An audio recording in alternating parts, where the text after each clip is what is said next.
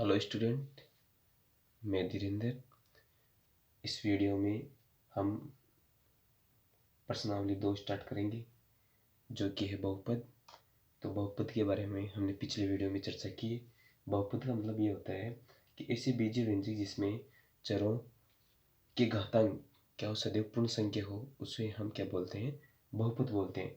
जैसे एग्जाम्पल के तौर पर हम लेते हैं कि जैसे मतलब हमने एग्जाम्पल एक चर ले लिया, हमें दे रखे हैं x³ और प्लस का 2x। तो हम देखेंगे कि ये हमारे पास में क्या है, एक व्यंजक है। तो हम देखते हैं कि जो इसकी घात है वो क्या है, एक पूर्ण संख्या है। तो हम बताएंगे कि ये हमारा क्या होगा, ये बहुपद होगा। अभी हम एक एग्जाम्पल और लेते हैं। हमें जैसे दे दिया कि 1/x-1। तो हम देखते हैं कि इसकी जो घात आएगी वो किस में आएगी, माइनस में आएगी। तो हम बता सकते हैं कि ये हमारा क्या नहीं होगा, बहुपद नहीं होगा। अगर कोई भी मतलब व्यंजक की घात किस में आ रही है, अंडरूट में आ रही है।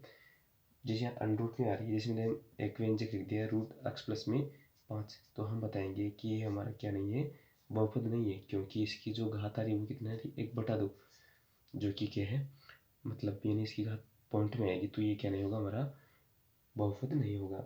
फिर हम चर्चा करेंगे बहुपद के प्रकार।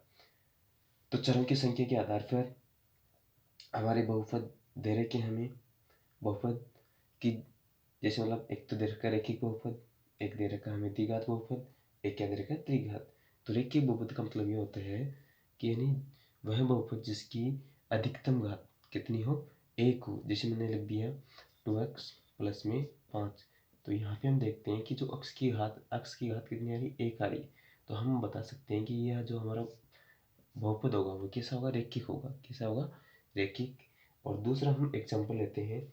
जैसे हमने एग्जाम्पल ले लिया x² माइनस में 7y और प्लस में 9। तो फिर हम देखते हैं कि इसमें जो हमारी जो घात आ रही है वो अधिकतम मैक्सिमम घात कितनी है, 2 है। तो 2 है तो हम बताएंगे कि ये कैसा बहुपद होगा, द्विघात बहुपद होगा। और फिर एक एग्जाम्पल लेते हैं हम x³ और y² और फिर लेते हैं 2x और माइनस में 7। फिर हम देखेंगे कि जो इस बहुपद की मैक्सिमम घात कितनी आ रही है, 3 आ रही है। तो हम बता सकते हैं कि जो ये बहुपद होगा वो कैसा होगा, त्रिघात बहुपद होगा। फिर हम अगले जो हमारी प्रश्नमाला होगी 2.1, उसमें हम चर्चा करेंगे शून्यांक। तो शून्यांक का मतलब क्या होता है, जब हम किसी भी बहुपद को 0 के बराबर पुट कर देंगे। जैसे मतलब हमने कोई भी बहुपद ले लिया, जैसे एग्जाम्पल के तौर पे हमने बहुपद ले लिया 1 - 2x और इसको हमने किसके बराबर पुट कर दिया, 0 के बराबर।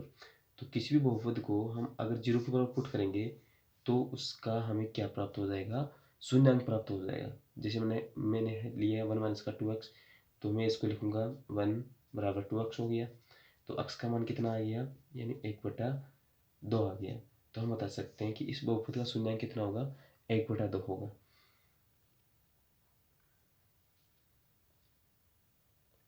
शून्यांक का मतलब ये होता है जहाँ पर वो बहुपद क्या बन जाता है, शून्य। जैसे मतलब कोई भी हमने बहुपद ले लिया और वो क्या बन जाएगा, शून्य, तो उसको हम क्या बोलेंगे, शून्यांक।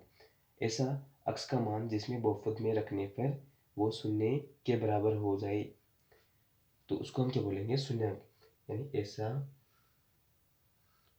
यहाँ पे लिखते हैं हम, ऐसा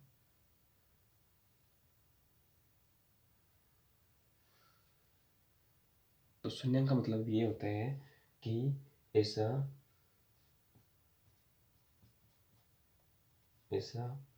x का मान जिसे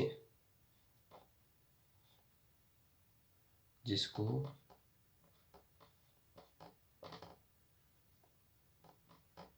जिसको बहुपद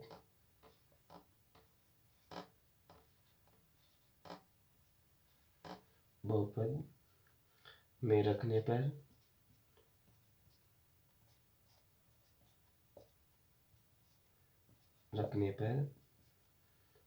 वो शून्य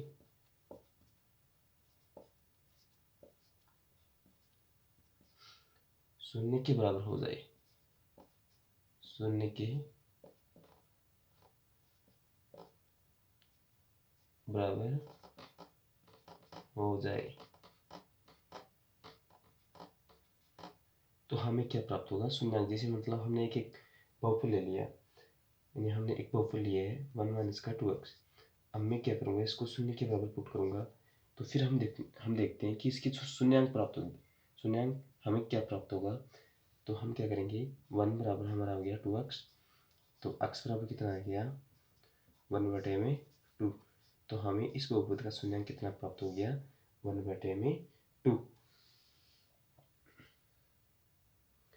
अब हम चर्चा करेंगे जो हमारे प्रश्न वाला 2.1 है उसमें। तो हमें एक क्वेश्चन दे रखे हैं, किसी बहुपद px के लिए y बराबर px का ग्राफ नीचे दिया गया है। प्रत्येक स्थिति में px के शून्यंकों की संख्या ज्ञात कीजिए। px का मतलब हम चर्चा करेंगे जो हमें बहुपद दे रखे हैं उसमें कि x का जो शून्यंक कितना है। तो हम अभी देखते हैं, अभी निकाल के देखेंगे हम।